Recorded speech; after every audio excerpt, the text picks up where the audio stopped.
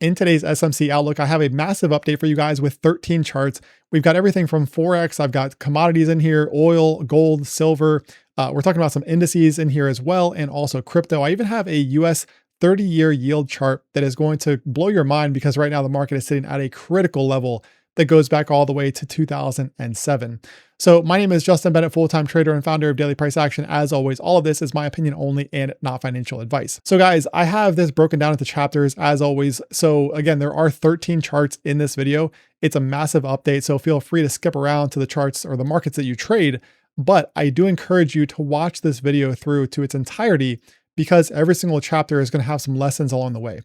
So first of all, with the DXY here, okay, as you guys know, if you followed me for a while, you know that I've been bullish on the US dollar ever since this change of character back here in March. Now, from this time, I was looking for the higher low, which we got down here. Since this time, we've broken out from this symmetry, as I call it, right? We talked about this last week, how we got the close above here. Okay, so for now, guys, the US dollar remains bullish. This has been bullish the entire way. You can see that over here, okay, we had a BOS. And then last week, look what we got, a breakout from this bull flag. So I talked about this last week when the DXY was trading right here.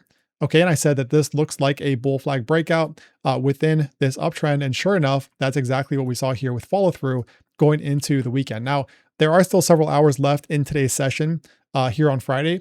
But all in all, guys, this looks like a bullish market. Now, of course, the DXY is likely to find some resistance, some selling pressure up here at the highs. Okay, so next week, not something you want to chase into this area, in my opinion, because we could get a pullback, from here. But all in all, when you look at the trend here, you look at the structure that's formed over the past few months, and also this bull flag breakout right here. You can see how clean this was last week, right?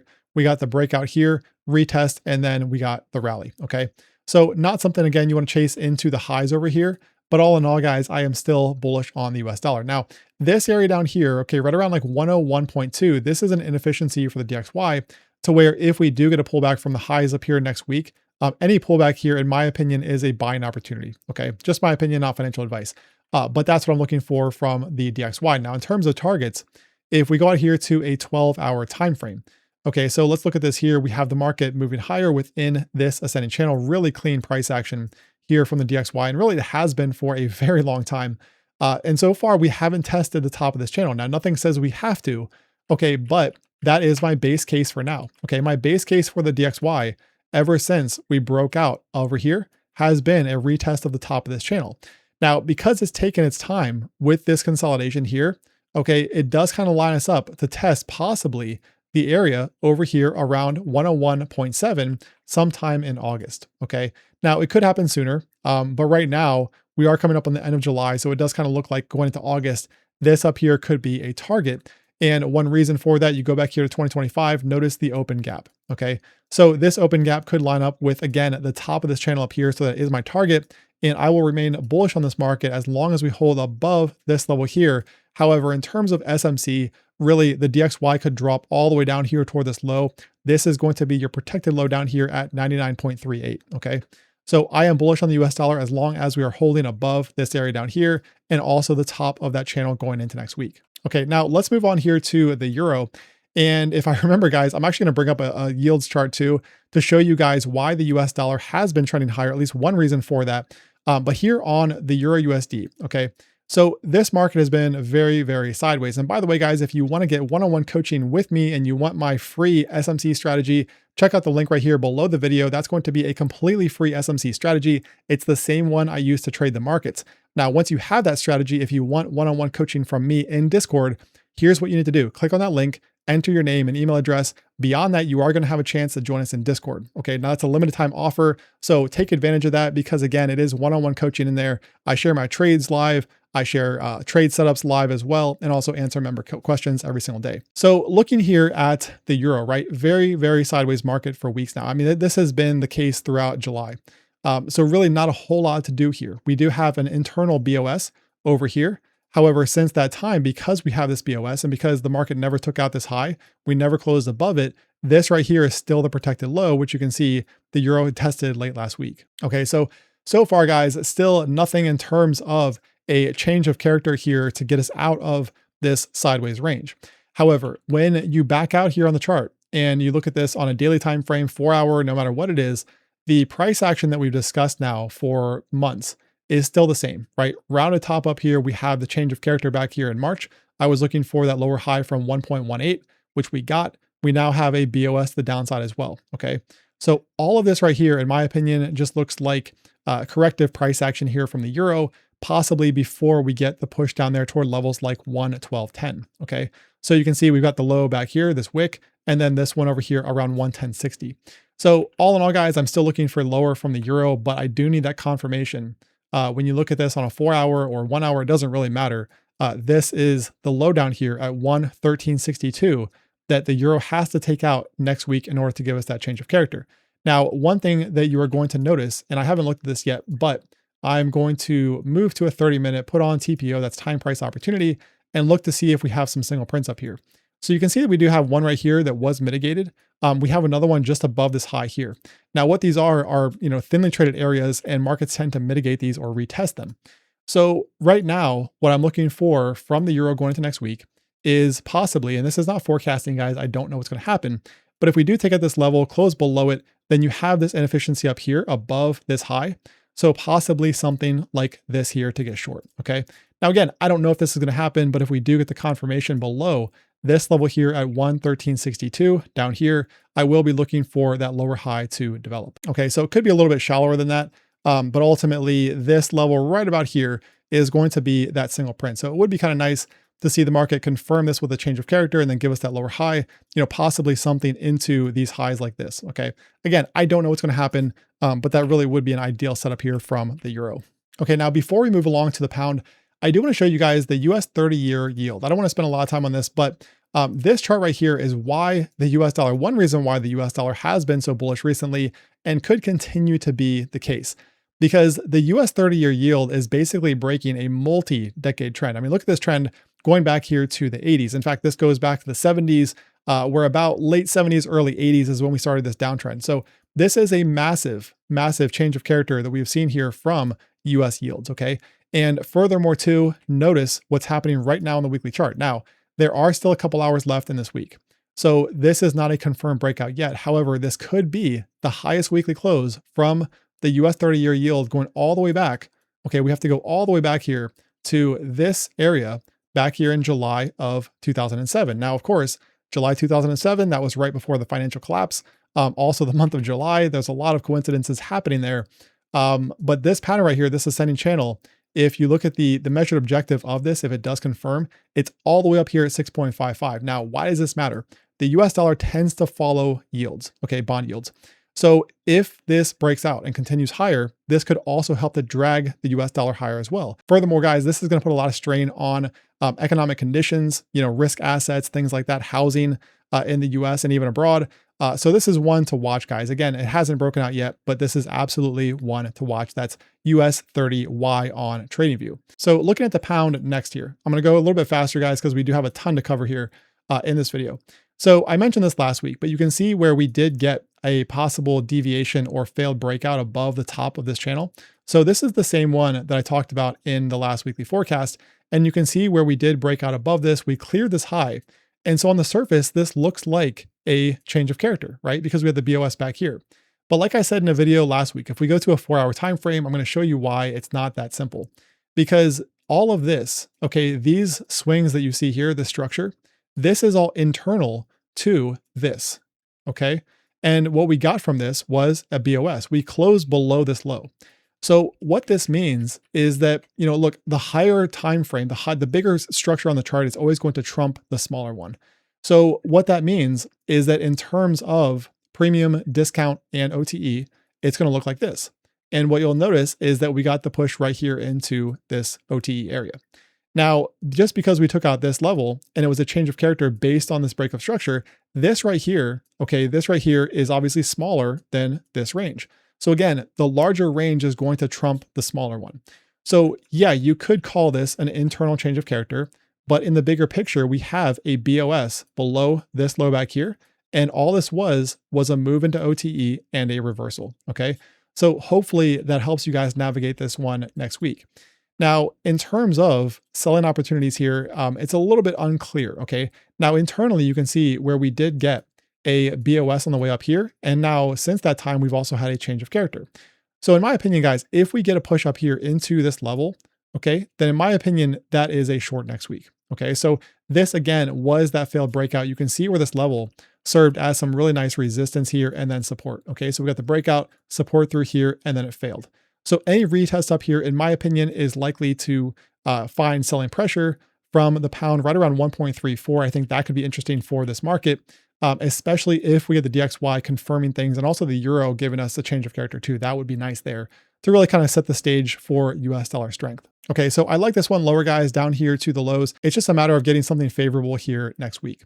All right, so US oil, guys, quick update on this. As you guys know, if you've seen recent videos, this is one on WTI that I called all the way back here. Okay, I was talking about 66.7 when WTI was back here. I said in multiple videos that I wanted to see this displacement, okay, this initial displacement back here in March, completely mitigated before I buy, okay? And you can see this level right here at 66.7, and then we look over here, this was off by 30 cents, okay? It was off by 30 cents. I mean, right there, pretty much pegged it. And we also talked about several things here on the intraday charts. You had the break from this descending channel, okay? So this right through here, that was your breakout that we talked about. And then also you had a BOS, change of character, higher low. So there were several reasons to justify getting long down here, right? And this move from the lows down here, 67, 70 area, all the way up here now to 90s, okay? And this back here, if you guys will remember, this was my target, okay? This candle right here. This was the displacement candle that started this move, and it was also an inefficiency. And you can see that's exactly where we are starting to see a little bit of selling pressure here come into US oil. So all in all, guys, if you caught this, obviously really nice move here from the lows up here toward this 90 area. Incredible move here from US oil. And I don't think it's over. Okay, I don't think it's over. Now, we could get a pullback here, absolutely, either from current levels or from the top of this channel. But I think, okay, and this is just my gut feel that over the coming months, this could break out to levels, quite a bit higher. Okay, even above these highs from back here. Again, that's just my gut. We'll have to wait and see. That's not tradable. But right now, guys, this has played out really, really nicely. So in terms of, setups for next week, I'm just going to kind of play this by ear. I'm not going to rush into anything right now. If we do get a pullback, then I will be looking for some inefficiencies to get mitigated and then a change of character from there. But right now, clearly the trend from these lows is higher, right? Higher highs and higher lows. So don't go trying to short this market. If anything, you're looking for buys on pullbacks. That's just my opinion. So now gold. Let's talk about this market. I mentioned this one last week where we did get a break from a trend line. Okay, so you can draw a trend line off of these highs up here. Okay, and you can see where we did kind of get a breakout. Now, to be clear, you could also draw this trend line right here, and that would also be valid, in which case you can see where gold is technically below this. And look, this is why I said that a trend line, you can draw trend lines all you want, right? They can be helpful, but really structure is the name of the game. That's what's going to matter across any market you're looking at, the highs and lows and how they line up on the chart. And when we look at that here on the 4-hour time frame, what you'll notice is that all of this down here is internal, okay? The last structurally significant thing we have is this BOS, telling us that sellers remain in control. Since this time down here, there has been no follow through to the downside. There's been no follow through to the upside. And in fact, this high up here, 43.82, this is the protected high right now, and we're nowhere close to it. So in terms of getting bullish on gold, guys, there's nothing to get bullish on, okay, period. Now, one level I talked about here at 40.13, this is a single print, hasn't quite been tested yet. We could get a retest down here sometime next week. But in my opinion, if we do get this down here, this could just be a catalyst for the push up here above these highs into this inefficiency before we see a rotation lower. Now, one reason too that I think you've got to be careful getting bullish on gold is because of how bullish the US dollar looks, okay? And here's another scenario too. See this level down here at 38.95?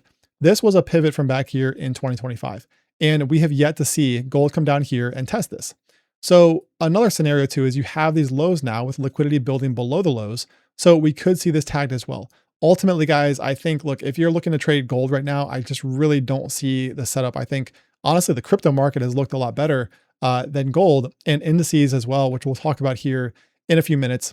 But I really don't see a whole lot to do here on gold with the market just going sideways, but the downtrend remains intact. Okay, it remains intact. And we do have, again, these inefficiencies up here above these recent highs.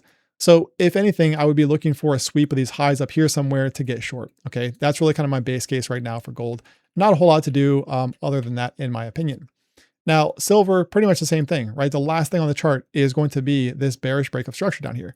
There is nothing here indicating a bullish silver, okay? Even this level up here at 61.65, this is the yearly open for silver, okay? Look at these lows back here. This was FOMC, and you can see where we did reject right there from the level.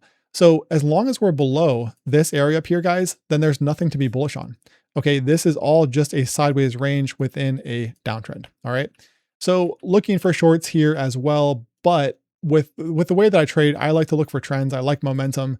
And right now with silver just going sideways here, there's really not a lot to speak of. Okay. But I just think, like I said on gold, with how bullish the US dollar looks right now, I just don't like the idea of even looking for bottoms. Plus, structurally, like I said, there's nothing here to indicate a bullish silver. All right, so S&P 500, guys, this is one that I told VIP members in Discord about in advance. Okay, so on Thursday, I mentioned this in Discord. I'll even show you the post here. This is what I said here. Okay, I said keep an eye on this area. This was, yesterday. Again, I'm filming this on Friday, so this was on Thursday.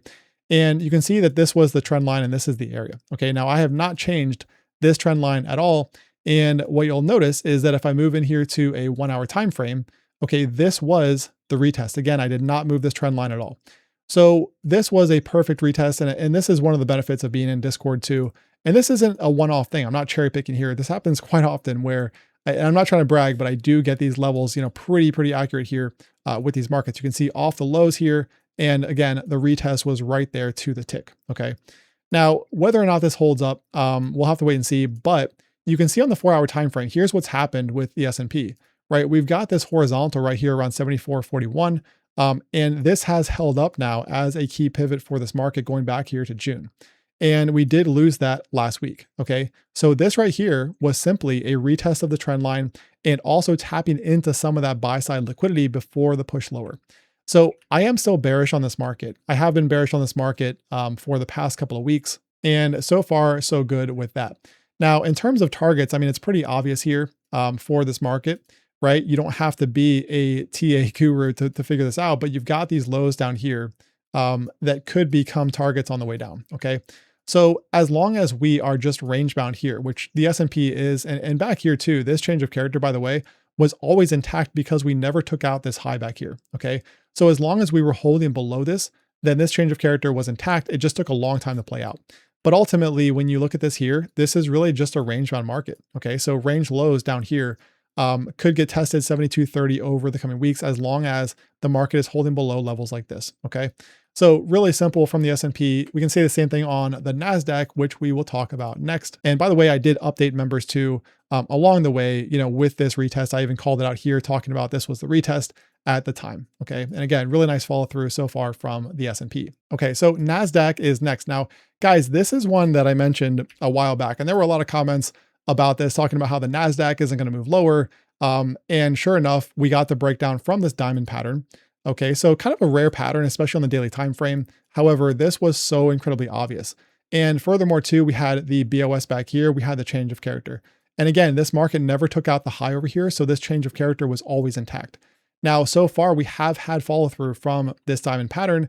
And furthermore, too, looking at a 4 hour time frame, okay, we can see that we have a new BOS. Okay, so again, this change of character over here, we had a lower high. Technically, we never took out this one back here. And now we have a BOS. So in my opinion, any move up here into inefficiencies like this next week, okay, in my opinion, could be a selling opportunity to target areas like this down here. So if we go back out here and look at this on the daily, you can see where we have these highs right back here. Okay, so these highs on the breakout, and this could just be the market, pushing back here to backfill this breakout. Okay. Furthermore, too, the objective of this diamond pattern comes right here, right around like 26,500, which is very close to those highs at 26,200. So all in all, guys, the Nasdaq does look bearish for now. Obviously, longer term, the market is still in an uptrend. But right now, over the coming, let's say, days and weeks, I am bearish on this market. So again, any lower high that develops next week here into these inefficiencies, in my opinion, that is a possible short down here toward areas like this. Okay, so just my opinion as always. All right, so let's move along now to Bitcoin. Let's talk about some crypto charts. So I talked about a lot of this stuff in or on X last week. And really, guys, I'm not trying to brag about this, but I nailed pretty much every single call on this. And while this chart might look crazy, just bear with me here. So on the one hand, we had the market pushing up here to the highs. Okay, now one reason why we did not see the high is if you look at something like Tether dominance, which is what one I also look at here, and you can see on the daily chart, we did come into some support. Now, Tether dominance moves inversely to Bitcoin, and you can see where this retest right here was right at support, whereas Bitcoin was actually below that previous low. So this is why, this retest right here is why we saw Bitcoin start to pull back right there into range support. Now, furthermore, on Tether dominance, you can see we had a reclaim of this level right around 8.346. And furthermore, on top of that, if that weren't enough, you can also see on the 4-hour chart, we had this breakout right here from this falling wedge, okay? So as long as this is the case, guys, I'm looking for a pushback here into these inefficiencies, right around 9%, could be a bit lower, but that's what I'm looking for from Tether dominance. Now, the reason that matters for Bitcoin is because since this point up here, okay, I started posting about the possibility of a pushback here in a 61K. And again, I posted all of this on X. We also talked about it in Discord as well.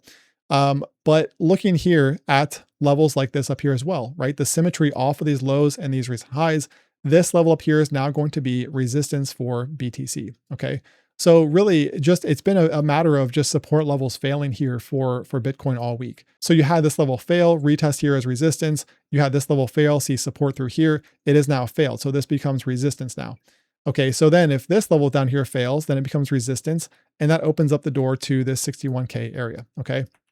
So even though this chart looks pretty confusing, guys, it's actually very, very simple. It's a range-bound market for now, but using these levels, I have been able to pinpoint areas where we have started to break down. Also, too, if you look at a liquidity heat map, you'll notice that there is a pocket of liquidity down here at this inefficiency, okay?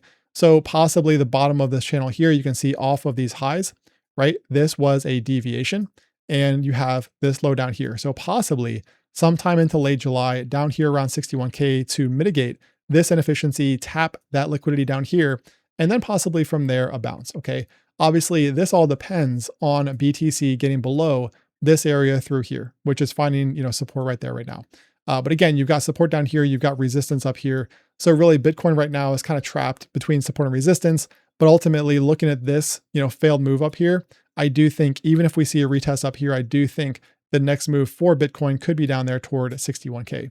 All right, so let's move on to Ethereum. And by the way, the total crypto market cap was another one too. If you look at this on the daily chart, I mean, this was so incredibly clean. This level up here at 2.21, you can see resistance right here, resistance on a daily closing basis. We got the close above, look what we closed below, okay? So this right here confirmed it. You can see the retest on Friday. This was also bearish. So even though Bitcoin was holding support during this time, this right here told me that the market was likely to fail at support. Now, furthermore too, looking at the 4-hour time frame, you can see we have a rising wedge here on the total chart. So you've got all these lows down here. And again, we closed below, look what we retested right into that area. Okay, so this right here signals exhaustion from a market oftentimes, especially when you are range bound as we are, okay? So for now, this level down here around 2.08, this likely lines up with BTC around that 61K level, okay? So you can see the inefficiency below these lows. This entire area, this entire pocket down here is what I'm looking for. All right, now it doesn't mean that it will happen, but as of right now, with the market breaking down from this, and this liquidity down here, sitting down here around 2.08, or 61K on Bitcoin, that is what I'm looking for. Okay, so now back to Ethereum. Let's talk about this one. Because if we go to a daily time frame, what you're going to notice here is that really Ethereum, ever since late 2025, this entire downtrend, all the market has done is just giving you bear flag after bear flag. Now, there are a lot of people talking about the bottom for crypto right now. In my opinion, the bottom is not in. That's just my opinion. But looking at this chart too, it kind of confirms it because all we're doing here is forming yet another bear flag pattern, okay? So for me right now, guys, the next likely stop for Ethereum is down here toward the single print. That's an inefficiency down here around 1670. And this is what also be the bottom of this channel, in which case, from here, we probably get a bounce if we do see that tested over the coming days. So you can also see on the 4-hour time frame, the market has lost some support here. So, off of these lows, you can see we've got this low here, we've got these lows, this one, and then these lows right before the break. So really, if you look at this here, this level right up around like 1875, 1880, this is going to be resistance now going into the weekend. Okay. So as long as we're below that, as long as we're below this level right here, then I am looking for the market to come down here and sweep these lows, possibly down here into the 1680 pocket. Okay, now obviously if we were to reclaim this, okay, then that could be different, right? Then it would start to look a little bit more bullish.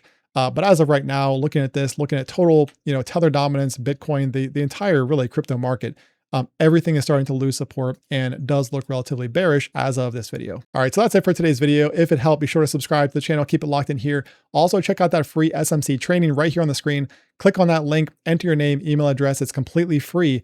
Beyond that, you are going to have a chance to join us in Discord for one-on-one training with me. So have a great weekend. I will talk to you again next week.